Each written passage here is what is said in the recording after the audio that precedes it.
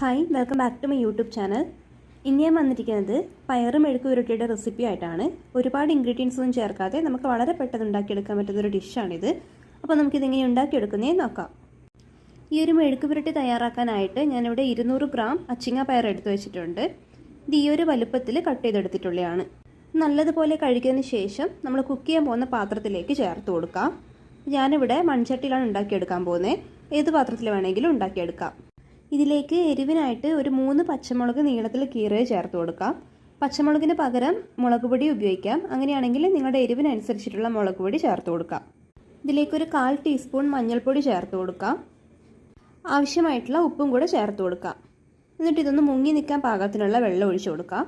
അപ്പോൾ വെള്ളം ഒഴിക്കുമ്പോൾ ഒരുപാടൊന്നും ഒഴിക്കേണ്ട ആവശ്യമില്ല. ഇതിന് കണക്കായിട്ടുള്ള വെള്ളം മാത്രം ഒഴിച്ചു കൊടുക്കാം. എല്ലാം കൂടെ ഒന്ന് മിക്സ് ചെയ്ത് കൊടുത്തതിന് ശേഷം ഫ്ലെയിം മീഡിയമാക്കി വെച്ചിട്ട് ഒരല്പം നേരം മൂടി വെച്ച് വേവിക്കാം.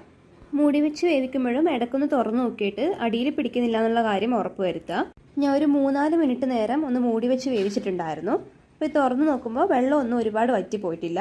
ഈ പയറിൻ്റെ ടേസ്റ്റ് ഒന്ന് നോക്കിയതിന് ശേഷം ഉപ്പ് ആവശ്യമാണെങ്കിൽ ഉപ്പ് ചേർത്ത് കൊടുക്കാം. അതുപോലെ എരിവ് കുറവാണെങ്കിൽ ഒരു പച്ചമുളകും കൂടെ ചേർത്ത് കൊടുക്കാം. അപ്പോൾ എൻ്റെ ഇവിടെ എരിവൊക്കെ കറക്റ്റാണ്. ഞാൻ ഒരല്പം ഉപ്പ് ചേർത്ത് കൊടുക്കുന്നുണ്ട്. അതുപോലെ വെള്ളം കുറവാണെങ്കിൽ അല്പം വെള്ളം കൂടെ ഒഴിച്ചു കൊടുക്കാം. എൻ്റെ ഇവിടെ പയറൊക്കെ ഏകദേശം പകുതിയോളം വേവായിട്ടുണ്ട്. ഇനി ബാക്കി കൂടെ വേവാൻ ഈ വെള്ളം തന്നെ മതിയാവും.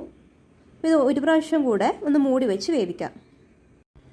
അപ്പോൾ ഞാൻ അല്പം നേരം കൂടെ ഒന്ന് മൂടി വെച്ച് വേവിച്ചിട്ടുണ്ടായിരുന്നു.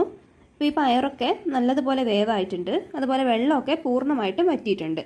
ഇനി ഇതിലേക്ക് ഒരു 2 അല്ലി കറിവേപ്പില ചേർത്ത് കൊടുക്കാം. 1 ടേബിൾ സ്പൂൺ വെളിച്ചെണ്ണ കൂടെ മുകളിലേക്കൊന്ന് ഒഴിച്ചു കൊടുക്കാം. വെളിച്ചെണ്ണ ഒഴിക്കുമ്പോൾ ഈ പയർ മെഴുക്ക് പുരട്ടിയുടെ ടേസ്റ്റ് ഒന്നുകൂടെ കൂടുന്നതായിരിക്കും. ഇതെല്ലാം കൂടെ നല്ലതുപോലെ ഒന്ന് മിക്സ് ചെയ്ത് കൊടുക്കാം. അപ്പോൾ നിങ്ങളുടെ വെള്ളം വറ്റിയിട്ടില്ലെങ്കിൽ പൂർണ്ണമായിട്ട് നല്ല ഡ്രൈ ആവുന്ന വരെ ഒന്ന് വറ്റിച്ചെടുക്കണം. എൻ്റെ ഇവിടെ വെള്ളമൊക്കെ ഓൾറെഡി നല്ലതുപോലെ വറ്റിയിട്ടുണ്ട്. ഇതൊരു 2-3 മിനിറ്റ് നേരം ഒന്ന് വഴറ്റി കൊടുത്തതിന് ശേഷം നമുക്ക് ഫ്ലെയിം ഒന്ന് ഓഫ് ചെയ്ത് കൊടുക്കാം.